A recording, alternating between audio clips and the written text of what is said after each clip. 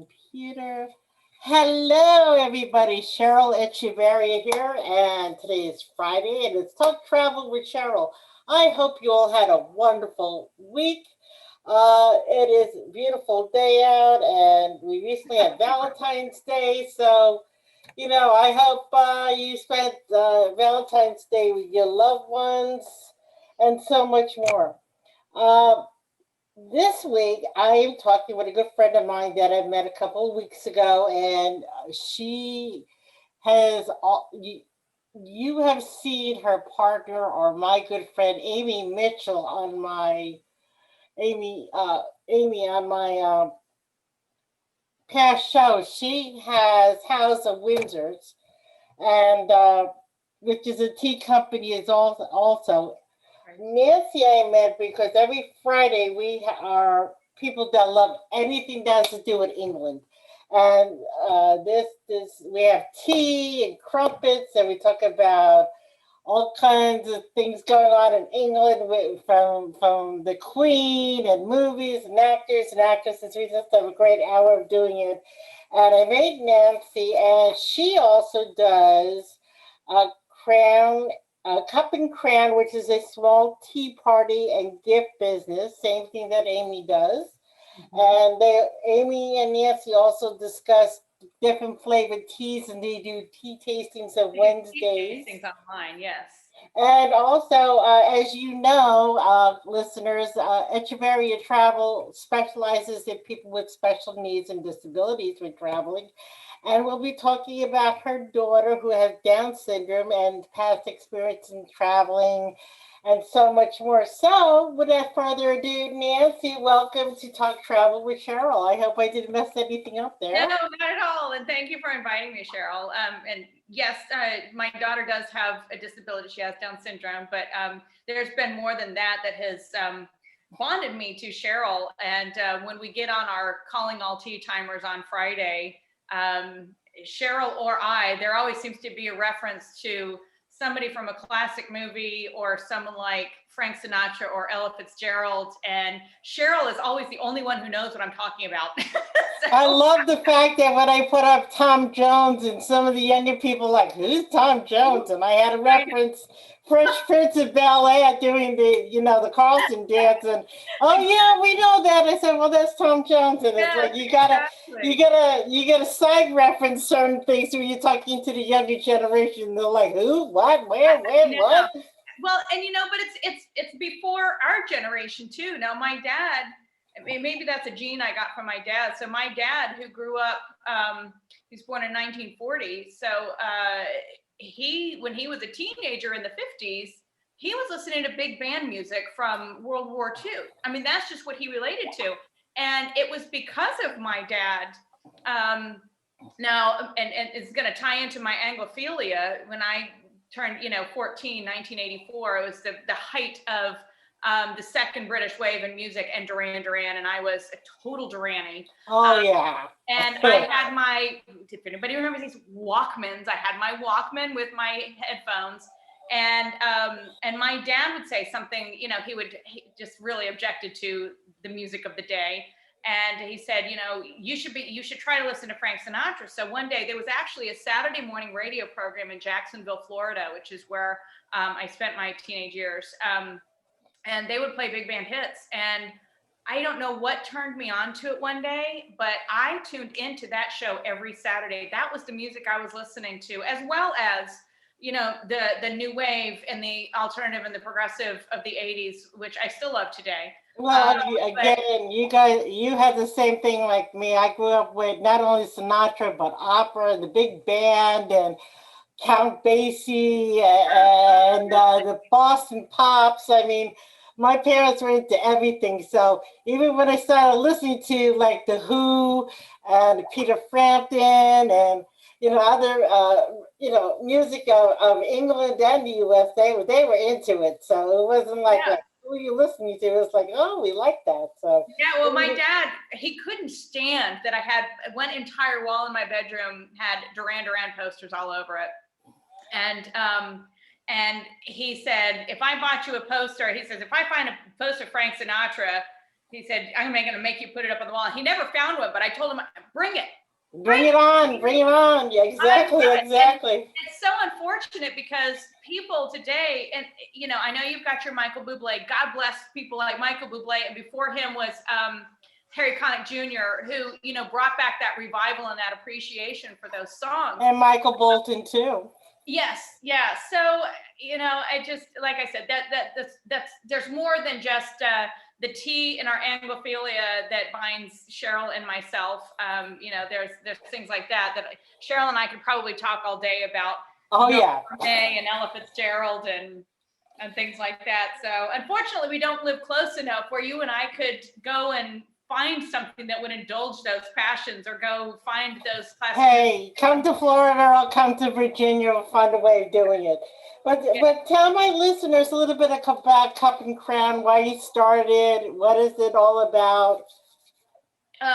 Huge fan of, like I said, my Anglophilia really tapped into that, started around when I was about 14. But both my sets of grandparents are from England.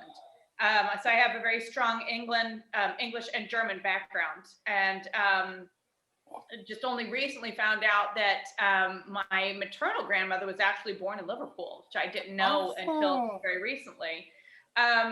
So is it genetic? It must be. There's something in me that just has such a passion for British history and just about all things English. And I do love, reading about the royal family. And then I started watching British television when I was just after college. And then Downton Abbey came along. And I was pregnant with Jackie at the time, and I was flipping through, and the second half of the first episode of Downton Abbey, I'm like, what is this show? Mm-hmm. So addictive. That first season was so magical. There was something I love incredibly Downton special Abbey. about that. Oh, yes. It waned a little bit in the middle, but it came back strong. And I think there was just like, how can I be more in touch with my English roots? And to me, drinking tea, going to afternoon tea, finding the tea houses and the places that cater, afternoon tea, that to me was what I call getting my Brit on. I was able to get my Brit on like that. So then I started hosting afternoon tea parties. And it was about a year and a half ago now, my sister in Orlando, she lives in Oviedo.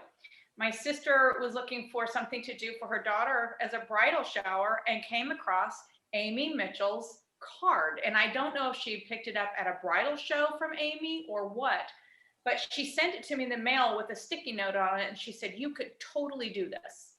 And I was substitute teaching at the time. And boy, did all the sparks in my head start going off. I was like, oh, I would call myself this. Oh, I would do this. Oh, I could do this, and I could do this, and I could do this.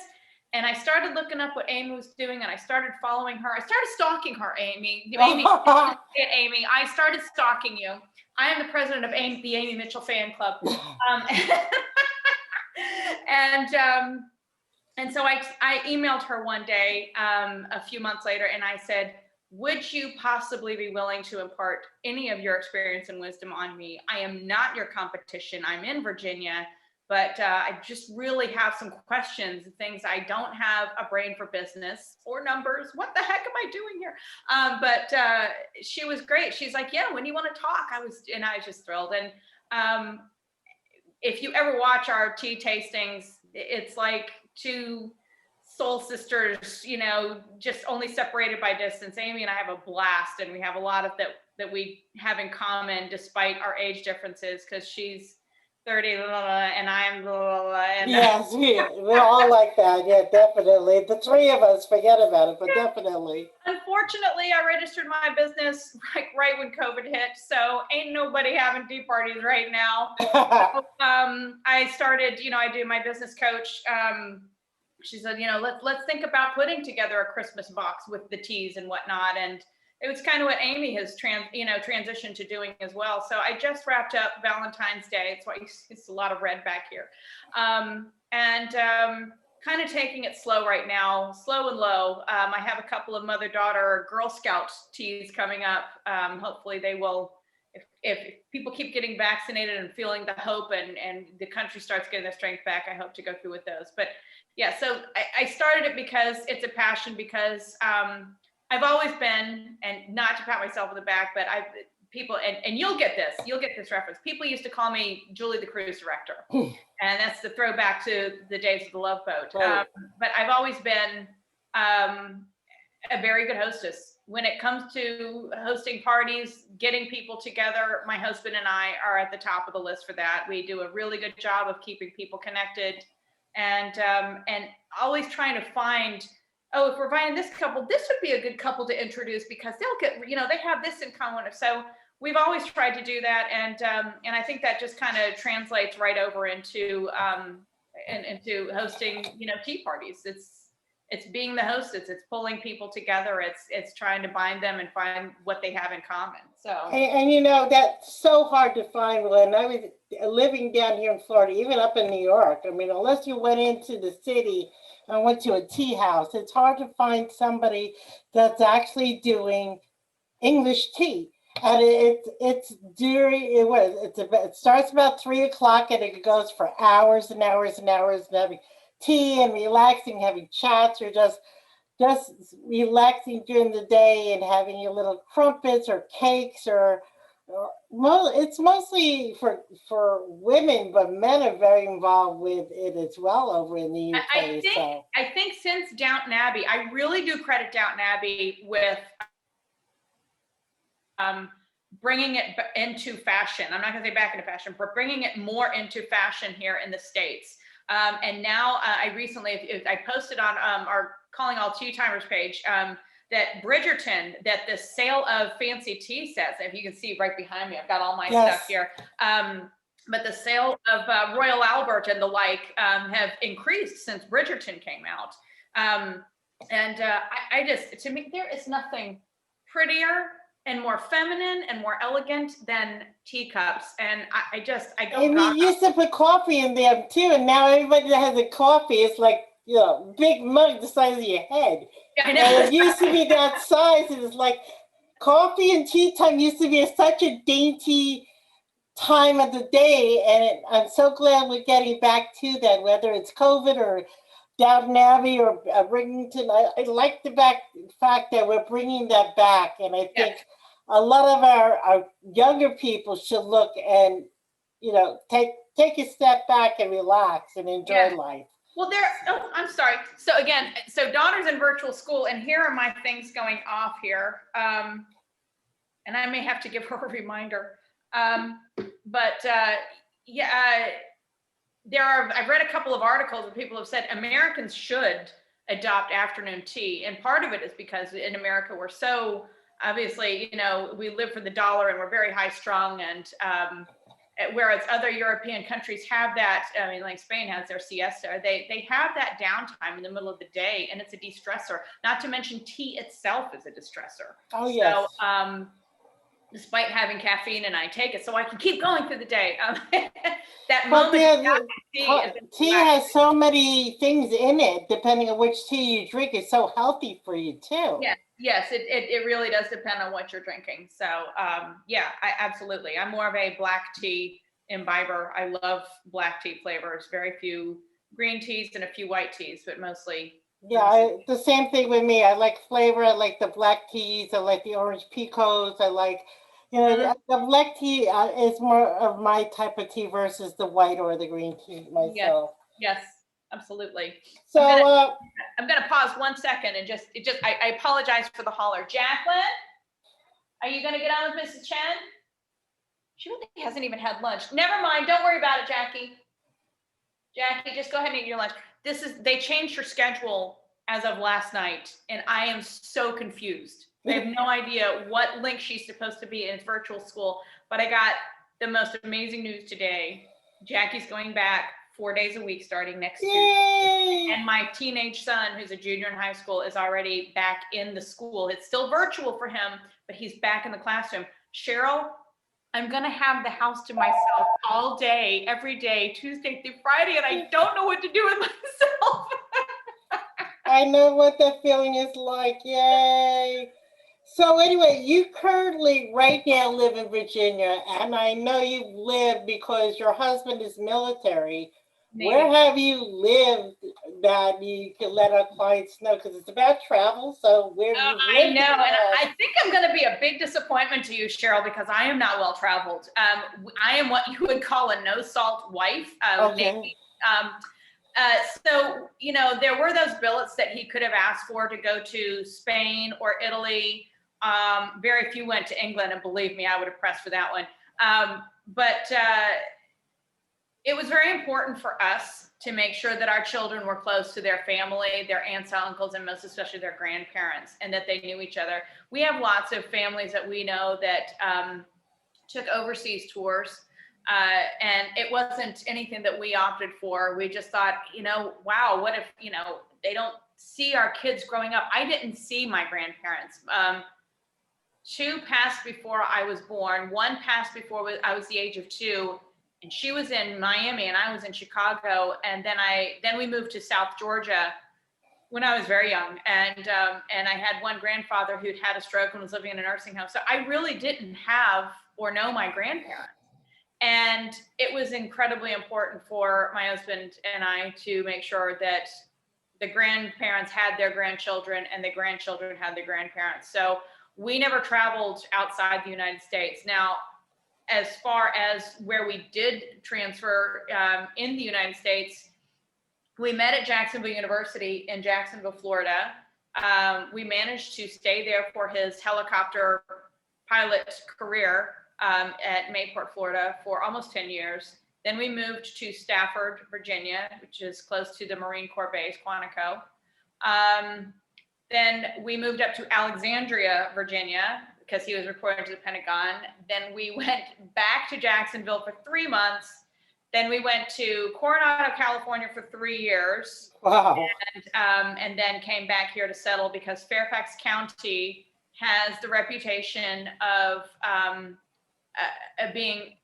having fair and equitable and extremely good services for kids with disabilities. And That's so, what I hear. And I am being somebody of a disability myself, not Down syndrome, but National Federation of the Blind is also a large nonprofit that works with disabilities with children that are blind in the state of Virginia. And I know that Virginia is a very, very informed and very educated state with yes, working with people and children with disabilities. So with disabilities, with autism, with I mean, they're in Jackie's school alone. She is one of 2 girls with Down syndrome. It was so coincidental that they had not had anybody with Down syndrome go to that elementary school. And when I was enrolling Jackie, I said, well, do you have any other kids? They said, no, we haven't had anybody with Down syndrome in a while. And the same year in the same class, another little girl, her friend Torby, showed up. And those 2 are thick as thieves, which is great. But lots of kids with autism, cerebral palsy, some of them with severe intellectual and physical disabilities.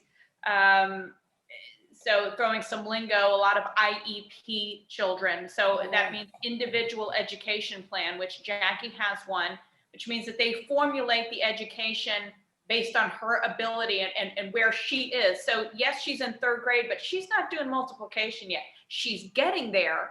So she's pulled out with another teacher to try to get her up to speed. And I have to say, they are doing the most amazing job with her this year. Even despite it being virtual, she's learned so much, and her reading is improved and her math is improved. So well done them, because we're so appreciative of what we see. Now, I also have to say though, with Jackie is at the very top of, if there's a scale for Down syndrome and their ability, Jackie really is quite independent, and she's at the top. She's very healthy. She has a healthy heart. We got that crash course when she was born. We didn't know that there was something wrong. mm-hmm. And when she was born, you have to learn very quickly, hey, kids with Down syndrome might need heart surgery. Kids with Down syndrome might have this, they might have that. But where Jackie is concerned, she's very healthy, and she doesn't have a lot of the same challenges as a lot of other kids. So thank you, God, we've been very blessed with that. Yeah, and in fact, I know my cousin will probably be listening to this. Him and his wife uh, they had a little girl, Avery, and Avery's such a sweetheart. I think she's almost 3, and she's born with Down syndrome. And I remember them going those first couple of months because she was born early too. That they had to worry about, her heart and this and that. But now she's strong as a horse, and and I've see it on TV and all over the news that so many programs that are out there now, especially with people with Down syndrome, that you know, like with anything else, with the proper training. Years ago, you used to have to worry about, God forbid anything happens to me. What happens to my kid? What do I do? Do I put them? Yeah. Now they can work. They can have a job. They can live independently. All that, and you can feel safe knowing that they can take care of themselves, whether somebody is taking care of them for you. So that's a good thing to know. And It is. Well, and I can give you a comparison, tell you, so we are friends with another Navy couple who are currently stationed in San Diego, California. They have a son. I joke that Jackie and Connor will get married. This is an arranged marriage. Connor has Down syndrome. His abilities are incredibly, and his health very much like Jacqueline's. They spent some time in Jacksonville, Florida, and he was not allowed to be included in the regular classroom. Oh. They had to fight and to pay hundreds of dollars to get an advocate just to get him into the morning meeting, which is where the kids sit down in a circle and they share. The teacher gives them a topic and they each have a turn to share. He wasn't allowed to do that without them fighting for that right. So he was kept in a room with the other kids that had disabilities at that school. And she said, every one of them was a nonverbal autistic child. She said, and so he wasn't learning to talk. He wasn't learning to share. Here in Virginia, in Fairfax County, they have, it's called LRE, Least Restrictive Environment. And they assume the child can function like everybody else until that child proves that they cannot. And then they are pulled out for additional help. And I didn't have to fight for that. That's what they handed to me when I walked into that school. And now this family has moved from Jacksonville to California. The schools are closed. The churches are closed. All the facilities. And the only child this person has to play with is his mom. And they have no connections to anyone out there. And it's been this way because he went from that school environment in Jacksonville where they wouldn't let him have friends outside of the special ed arena. And now he's out there where it's forced, where they can't even get out to meet other people. And it's hard. It's so hard, so hard. So do I fight? You mentioned about talking about, I am an advocate for my daughter. I'm an advocate. I took a lot of pictures when we started virtual school, and I also do photography on the side, and I post them on Shutterstock, Adobe Shutterstock, to show that kids with disabilities are out there trying to learn too. If anybody follows my Instagram, and if you don't, please do. Follow my Instagram, find me on Facebook, find my website, www.cupandcrown.com. I just posted something today. In fact, Cheryl, I don't know if you're watching All Creatures Great and Small, which is just such a great Yes, show. I watch the old and the new. I watched both of them. Did you see last night's episode, or Sunday's episode? Yes, I did.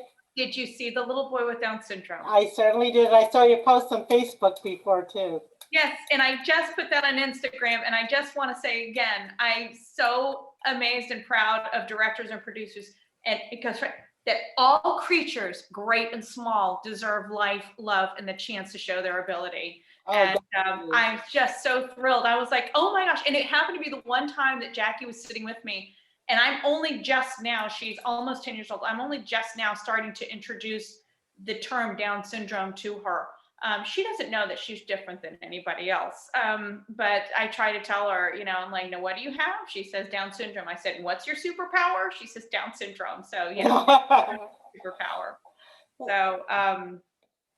So if you want to talk about trying to travel, I will tell you the first time we took a cruise a few years ago. So Jackie's not my only child.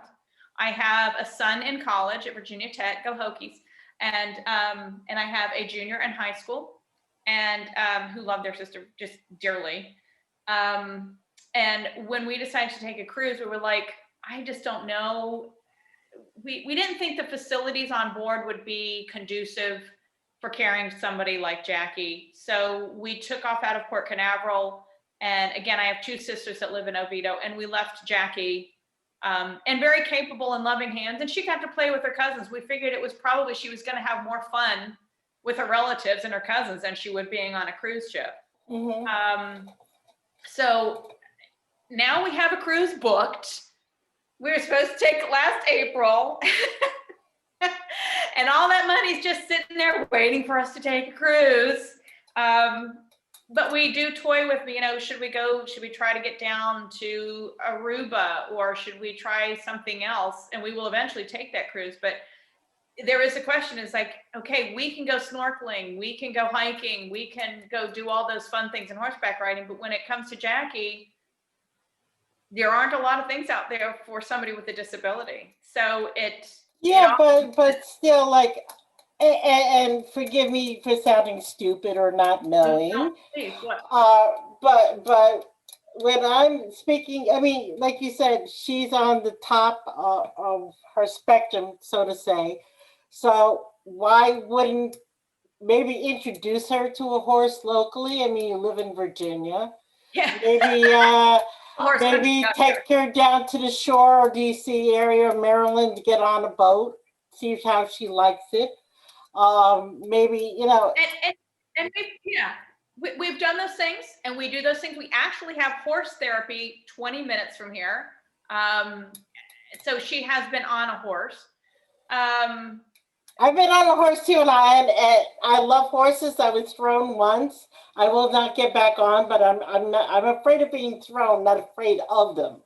So it's like I won't go horseback riding for that fear. But I would say just let her go and let her explore and stuff. I mean, even when you're letting the cruise lines know, they do have programs. The people that have the take over the children's programs, they do understand, and they are trained in people with disabilities or learning disabilities. So if you explain to them she may not need any assistance at all. She may just go along and play with the other kids. So she probably would at this age. When the first time we did it, we just really didn't know what to expect. We were also told that you had to reserve your babysitter in advance. It was like, well, we don't like to overschedule ourselves when we go places. So it was like, well, what if we decide that night that we want to go to see a late show or go and do this, that, whatever, then we have to stick her with her brother. Unfortunately, with cruise lines, you have to do that because they have to do that ahead of time. But other than that, you shouldn't have any problems whatsoever with any of that. So connections to ski resorts, do you do anything like that? We do everything and anything that you want to do. The only thing we don't do is book your airfare. And that, if you're just looking for airfare, I'll just say no, do it yourself. But sometimes we can even package it with air. Right. But just coming to me, I want airline tickets XYZ, and you're not doing anything else, that we won't do. But we do skiing, we do water skiing, we do scuba diving trips, we do golf, culinary. So with me, we just sit down with you and your family, paint out the picture you want to do on your trip, everything from A to Z. If you have something better that you want to do, we won't take care of that part, but we take care of much of it as possible, so that way you're not paying out of pocket once you get there to do it. Right. So we say we are a one-stop shop travel planner, and that's what we do. Well, I tell you, we went to the Catskills last January, I think it was. It was right before COVID really started taking over everything and shutting down. So we went up to the Catskills to go skiing. And for those that don't know where the Catskills is, those are the mountain area in New York State. Yes. And it was a lovely area. And we did Airbnb, and we stayed in an antiquated but renovated old farmhouse in the most beautiful property. It was phenomenal. So we were a 15-minute drive from the slopes, and we got out there and we were like, well, we'll just go tubing with Jackie, which was this like a drive away from the slopes. So I sacrificed my first day to be with Jackie to go do the snow tubing while my husband and my boys did the skiing. And then the next day we tried to switch off. So it wasn't until that second day, which was, we only had 2 days of skiing, that I was like watching the ski school for the kids with disability. And I had no idea. It wasn't even anything that I had thought of. So for people who are listening, if you think that they don't have some, they do. A lot of ski resorts, they actually. Oh, yeah. I actually stopped one of the instructors. I said, excuse me. I said, do you take kids with Down syndrome? They're like, we'll take anybody. Absolutely. We've got somebody going down the slopes right now. And I was like, oh my gosh. And I know instructors, like, even for me, like I said, I've only been legally blind since 2002. And when I started seeing all the services that they have people, when I said, blind people can ski, and they go, yeah.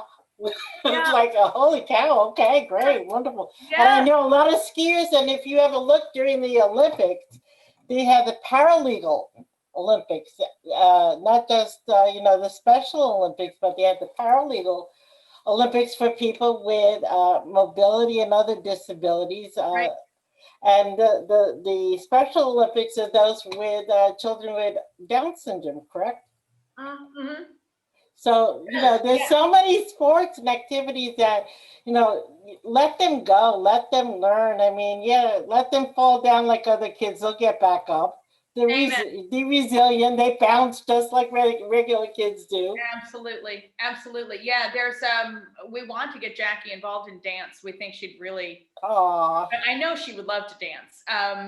But again, we were looking into it right when COVID hit. But there's a studio not too far from here, and I do believe that they take kids with Down syndrome and other disabilities, and have a separate class for them.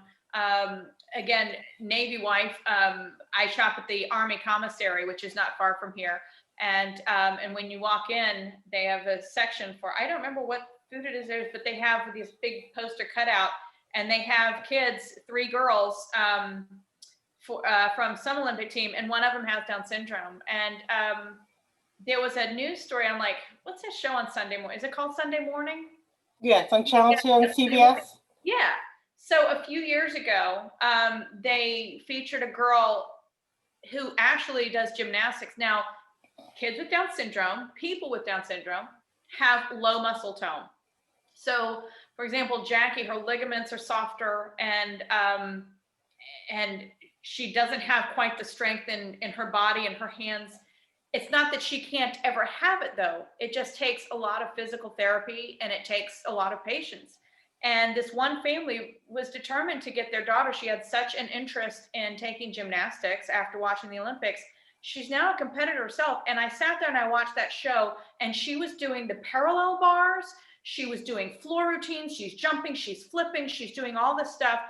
And I actually sat there and I watched that with tears in my eyes. They didn't say it as long. They were streaming, because I was like, oh my gosh, this is amazing. This is so amazing.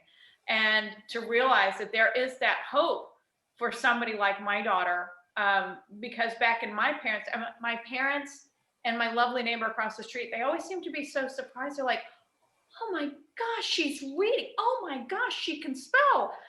Like, yeah, because back in their day, I think I'm not going to say hid them away, but there weren't these facilities. There wasn't this belief in their ability and this knowledge that, hey, we can do things for them.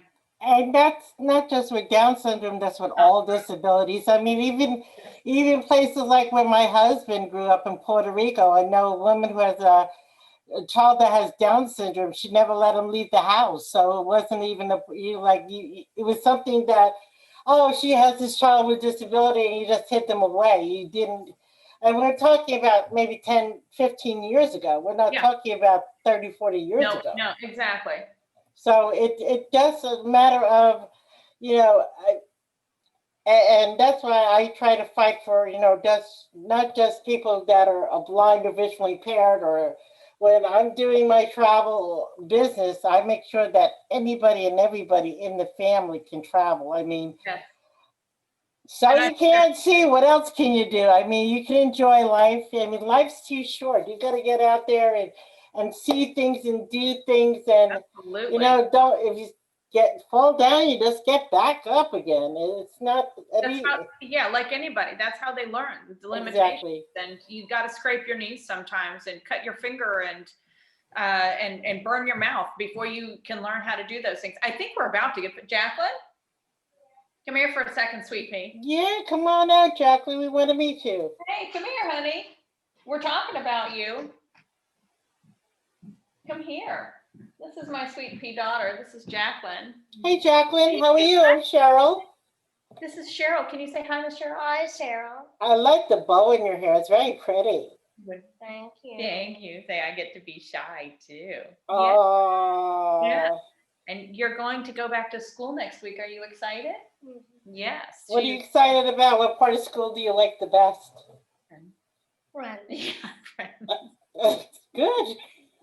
Yes. That's great. Yes. And she's so great. She'll come to me and she'll say, I made my bed and I turned off my light and I opened my curtains and I laid out my breakfast and I got my dish out and I did this. She does more than my daughter ever did. I'm sorry. More than my teenage boys ever did. Yes, she's very helpful. She is the first one to come in and want to help. She is the first one to come in and want to hug. And she's just so. I wish COVID was over and I come over and hug you myself. I'm a big hugger of myself. I miss hugging. I miss hugs. Yes, I know, right? I miss that too. She walks into school now and the elbow, and it's like, oh, Yeah. come on. All right, you're gonna go finish your lunch? Oh, What are you eating for lunch? What are you having for lunch? What I give you? Ham and cheese and Ooh. Yeah, pretzel daisies. Pretzel daisies with ham and with cheese and Capri Sun, right? Yes. Can you stand up, please? You look awkward. It's okay. Typical 10-year-old. Bye. She's a sweetheart. So anyway, let's get back to your English roots. You said half of your family's from Liverpool. What about the other half? I really don't know exactly, but all over England. I have a cousin, Jim Meyer. Jim lives in Midwest right now. And he started looking into our background. My paternal grandfather, my dad's dad, his middle name was Carroll, Carroll. And to live in this area in particular, that is an historic name. Charles Carroll of Carrollton was the only Catholic signer of the Declaration of Independence, and he's from Maryland. I can drive 45 minutes from here and I can go to his house. Wow. So he had a son named John who had a cousin named Daniel Carroll, and Daniel Carroll lived in the Westmoreland area of Maryland, which again, another 45 minutes from here. And my cousin Jim said he wanted to know, where is this Carroll root coming from? Why was my grandfather's middle name Carroll? So that's his passion, is family tree tracing. That's what I do as well. Do you really? So he's been able to trace us back to Daniel Carroll, which I think is just amazing. I'm like, again, is it genetic that I love this area so much that the second we got to Virginia, that I felt like this is where I belong? Something is calling you. Yes. Something is calling you to that location. To come back to this place. And another thing that I love about Virginia is because there's a lot of connection to British history. There's a lot of tie over in this area here, and where the Revolutionary War was fought. And we used to live up in, when I said Alexandria, we lived on property that belonged to George Washington. I was a 2-minute drive from Mount Vernon. Wow. Amazing property. We used to live on property that used to be one of his 5 farms. So just a lot of British history, British and American Revolutionary history around this area. And so I was able to really kind of go back into that. And so my cousin, he has been able to trace us at least to William the Conqueror. So my husband says, why don't you get one of those tests done? Because he had it done. I'm like, I don't need to. I got it on paper already. I did that through Ancestry. My uncle did it on my mother's side. We found we came, because my mother's German Jew, and they came from the time that the Mayflower landed in the U.S. So we have that tie there. Right. And I have family that goes back right now towards the Czar, because my uncle, great granduncle that came over, actually went AWOL from the Czar's army and brought over my great grandfather and the rest of the family, or else God knows what would have happened to all of us. So now I'm doing my father's grandmother, and she actually was born in New York, but the apartment building that she was born in burnt down, and she lost her parents in that fire, was put in an orphanage. So I'm kind of stuck right now trying to find anything else. Yes, yes. So that is, I would like to join the Daughters of the American Revolution, the DAR. And the one hiccup is that we have somewhere in the last 75 years, actually, there's some of my cousin has traced us through that we can't quite prove she was an illegitimate daughter. Oh. And because there's something missing in the link, so I can't quite piece that bridge to prove to the DAR that that I belong. And exactly, that one little piece of the family tree won't allow you. That. Because my husband's like, well, why would you want to do that anyway? And I'm like, I don't know, because I think it's cool. I just think it's great. There is a stigma that comes with being in the DAR, the daughters with the colonial daughters and things like that, that it's all elitist and whatnot. And I don't know that it is. That's not why I want to join it. I just have such a passion for things like that. And I just think it's so cool. I just, that I'm like, hey, I can find, and these people did this, but and I'm not saying that my ancestry is better than anybody else's, or that I belong in this country more than anybody else. I just think it's really cool. And there's an organization. I totally agree with that. I mean, and not, I'm sorry cutting you off, but I think a lot of times, especially when we're focusing on travel, you live in one of, Virginia's for lovers, Virginia's for history. I'm from New York. Pennsylvania's in that area. When people travel, they head down here to Florida. And Florida's great, and yes, we have the oldest city in the U.S., St. Augustine. Everybody should come and see it, but go see the Statue of Liberty, go visit Mount Vernon, go visit John Adams and all that area, and so many other areas of the U.S. Don't be so eager to run to go to Europe and the Caribbean. We got so much beauty and knowledge and history here that a lot of us don't know about, and our children are not learning about either. Exactly. And if you love American history, a couple of things. Maryland, Annapolis, Maryland. First of all, I'm going to tie this back into tea. Reynolds Tavern, best tea in the area, best afternoon tea in the oldest building in Annapolis, goes back to the mid 1700s. A stone's throw from where George Washington relinquished his commission there in the Capitol building. Annapolis, actually Maryland, is the only state in the United States that has preserved all of the houses that belong to presidents. Here we have Mount Vernon that belonged to George Washington. But if you've ever gone to Charlottesville, and Cheryl, if you haven't and you enjoy wine, Charlottesville is wine country. Mm-hmm. And you can go see Monticello, which is Thomas Jefferson's gorgeous home. A stone's throw from University of Virginia, which he designed, and they've done a lot of archaeology and excavation. In recent years, they found the old, where the chemistry lab used to be back in his day. Yes. And a few other things. They've exposed those things. Mm-hmm. 5 minutes from his house is an old tavern that serves the best fried chicken in the country. I promise you. And then 5 minutes on the other side from his house is the home of not Monroe. Yes, Monroe, excuse me, James Monroe. They were such good friends that one of the bedrooms in Monticello is named the James Monroe bedroom because he spent so much time there. But you can go and see Ashlawn Highland that belonged to him. Not far from here right now, about an hour's drive, is the home of James Madison that they've done some renovations with recently. There are just so many, and I'm talking gorgeous country, beautiful countryside. Oh, there are yes. wineries everywhere, a lot of American history. But for those who've never understood why Virginia is called Virginia is for lovers, it's not romantic lovers, but although we have great getaways and bed and breakfasts and things like that, it's for people, and you can look this up online. Virginia is for lovers of history. Virginia Yes. is for lovers of the American That I knew. for lovers of the countryside, for lovers of horseback riding, for lovers of wine, for lovers of good food, good tourism.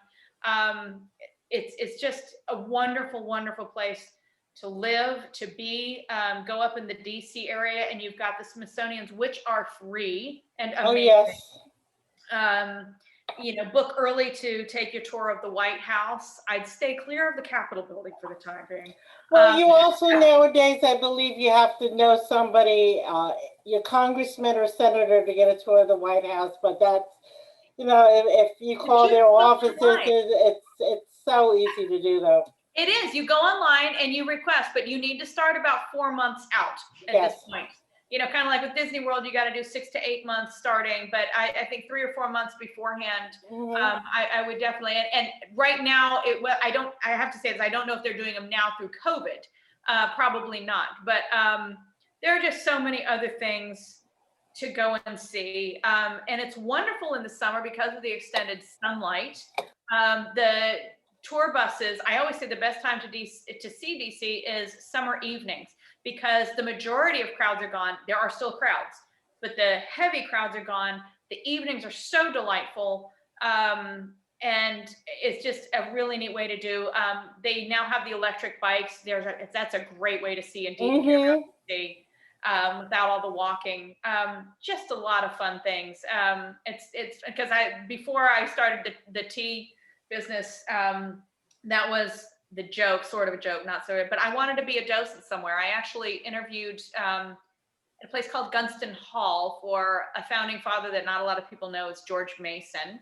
And I was going to work there, and unfortunately the schedule that they handed me was not what the schedule they had told me I was going to have, so I had to turn it down. Aww. But the thought to be within those historic walls where the likes of Thomas Jefferson, John Adams, that I get to touch those walls every day. I get you. And give tours and talk about that. If you can't tell, I'm impassioned by it. It's not just England and tea. No, I hear you, because I grew up on Long Island and I was right near Sagamore Hill. That's where Teddy Roosevelt grew up. I was a big Roosevelt fan.